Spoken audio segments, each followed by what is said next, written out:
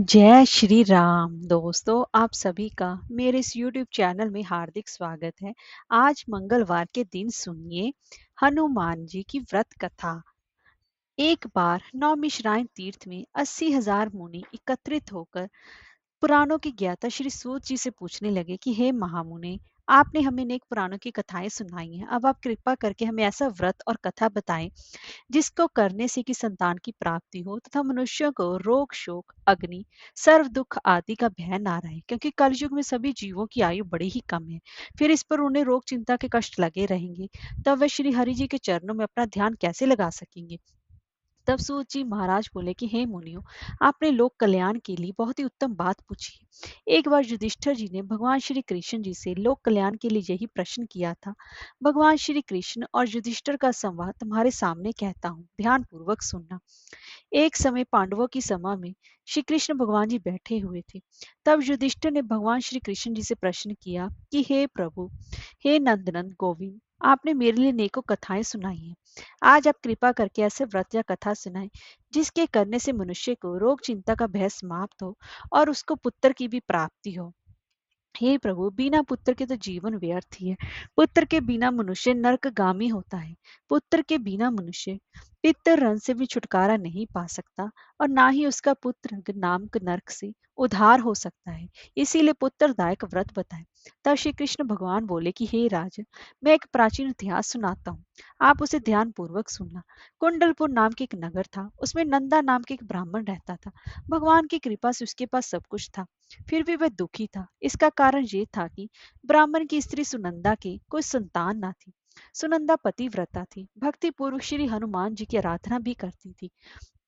मंगलवार के दिन व्रत करके अंत में भोजन बनाकर हनुमान जी को भोग लगाने के बाद ही स्वयं भोजन करती थी।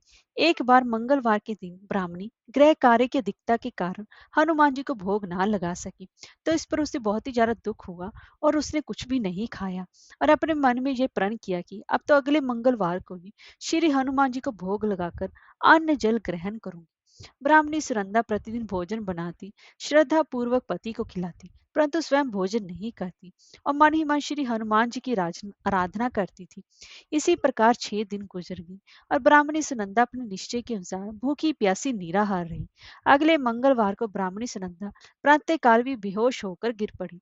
ब्राह्मणी सुनंदा की इस असीम भक्ति के प्रभाव से ही श्री हनुमान जी बहुत ज्यादा प्रसन्न हुए और प्रकट होकर बोले, सुनंदा, मैं तेरी भक्ति से बहुत प्रसन्न हूँ, तो उठ और वर मांग।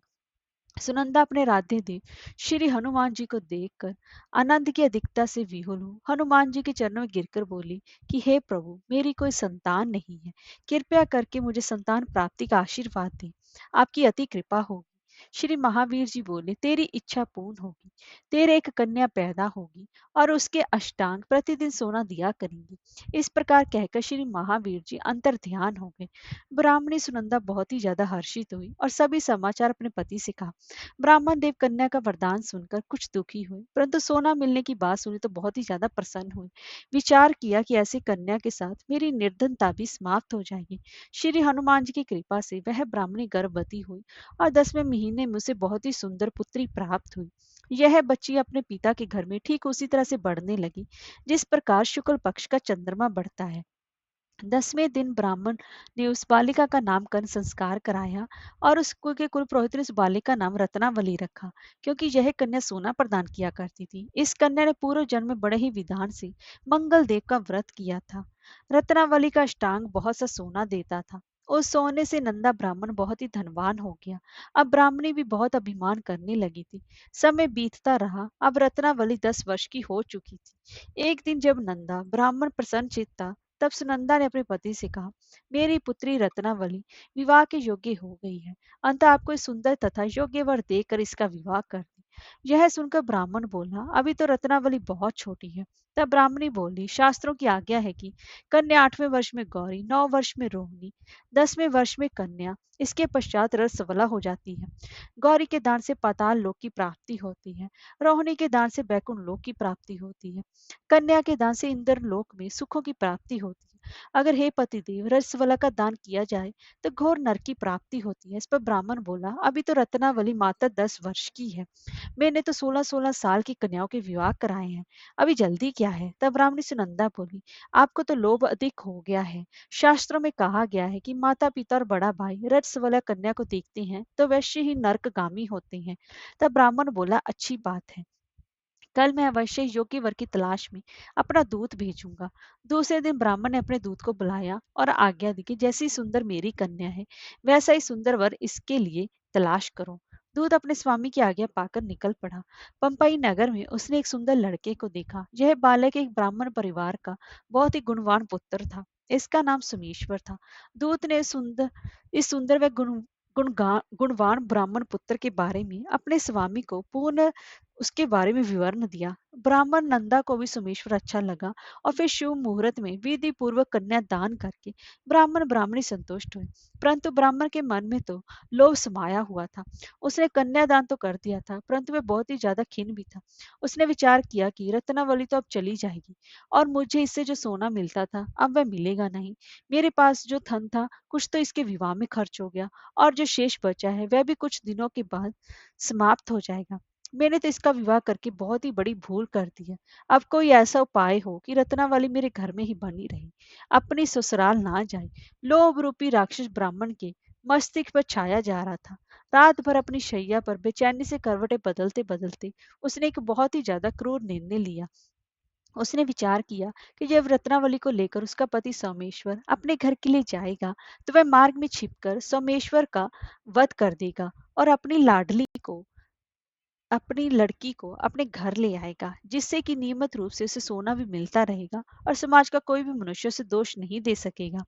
प्रातः काल हुआ तो नंदा और सुनंदा ने अपने जमाई तथा लड़की को बहुत सारा धन देकर विदा किया। सोमेश्वर अपनी पत्नी रत्नावली को लेकर ससुराल से अपने घर की तरफ चल दिया। ब्राह्मण नंदा महालोक के वशीभूत हो अपनी मति खो चुका था। पाप पुण्य को उसे कोई विचार ना रहा था। अपने भयानक व क्रूर निर्णय को कार्य रूप देने के लिए उसने अपने दूत को मार्ग में अपने जमाई का वध करने के लिए भेज दिया था, ताकि रत्नावली से प्राप्त होने वाला सोना उसे हमेशा ही मिलता रहे और वह कभी भी निर्धन ना हो। ब्राह्मण के दूत ने अपने स्वामी की आज्ञा का पालन करते हुए उसके जमाई सोमेश्वर का मार्ग में ही वध कर दिया। समाचार प्राप्त कर ब्राह्मण नंदा मार्ग में पहुंचा और रोदन करती अपनी पुत्री रत्नावली से बोला कि हे पुत्री, मार्ग में लुटेरों ने तेरे पति का वध कर दिया है। भगवान की इच्छा के आगे किसी का भी कोई वश नहीं चलता है। अब तो घर चल, वहां पर ही रहकर शेष जीवन व्यतीत करना। जो भाग्य में लिखा है वही होगा। अपने पति की काल मृत्यु से रत्नावली बहुत ही ज्यादा दुखी हुई।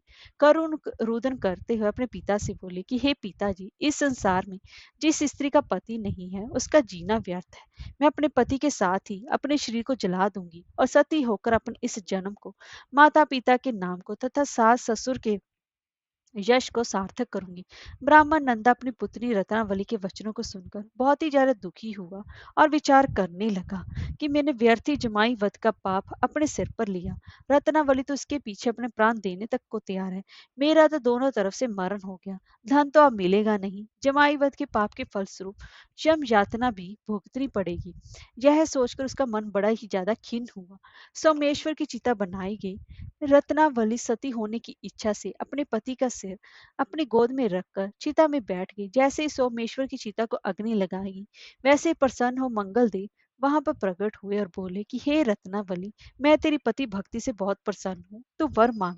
रत्नावली ने अपने पति का जीवन दान मांगा। तब मंगलदेव बोले, रत्नावली, तेरा पति तो अजर अमर है, ये महाविद्वान भी होगा और इसके अतिरिक्त तेरी जो इच्छा है वो वर मांग।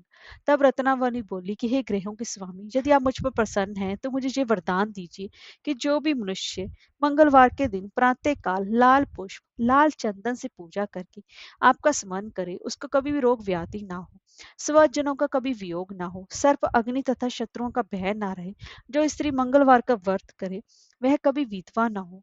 मंगलदेव तथास्तु कहकर वहीं पर अंतर ध्यान हो गए। सोमेश्वर मंगलदेव की कृपा से जीवित हो उठा और रत्नावली अपने पति को पुनः प्राप्त कर बहुत ज्यादा प्रसन्न हुई और मंगलदेव का व्रत प्रत्येक मंगलवार को करके व्रतराज और मंगलदेव की कृपा से इस लोक में सुख ऐश्वर्य को भोगते हुए अंत में अपने पति के साथ स्वर्ग लोक को चली गई। अब मैं आपको दूसरी पौराणिक कथा श्रवण करवा रही हूँ। एक ब्राह्मण दंपति की कोई भी संतान ना हुई थी, जिसे के कारण दोनों ही पति पत्नी बहुत ही ज्यादा दुखी रहते थे। वह ब्राह्मण हनुमान जी की पूजा हेतु वन में चला गया। वह पूजा के साथ महावीर जी से एक पुत्र की कामना प्रकट किया करता था। घर पर उसकी पत्नी मंगलवार का व्रत पुत्र की प्राप्ति के लिए किया करती थी।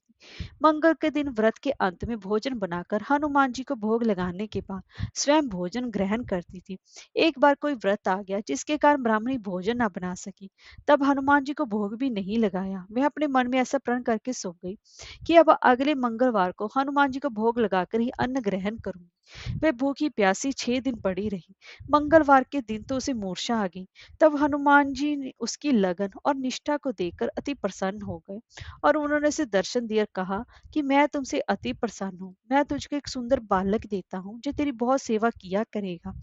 हनुमान जी मंगलवार को बाल रूप में उसको दर्शन देकर अंतर ध्यान हो गए। सुंदर बालक पाकर ब्राह्मणी भी अति प्रसन्न हुई।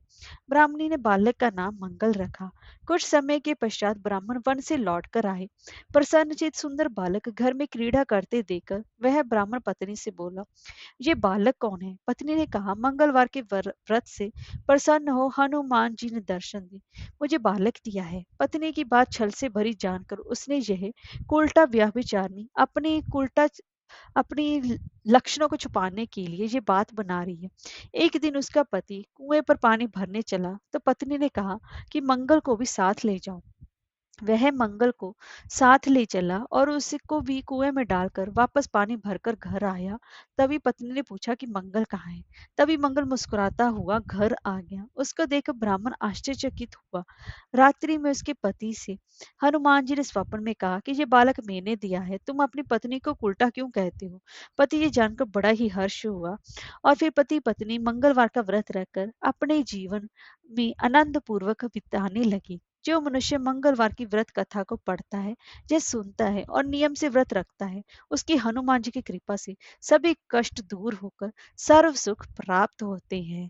जय श्री राम, जय हनुमान जी।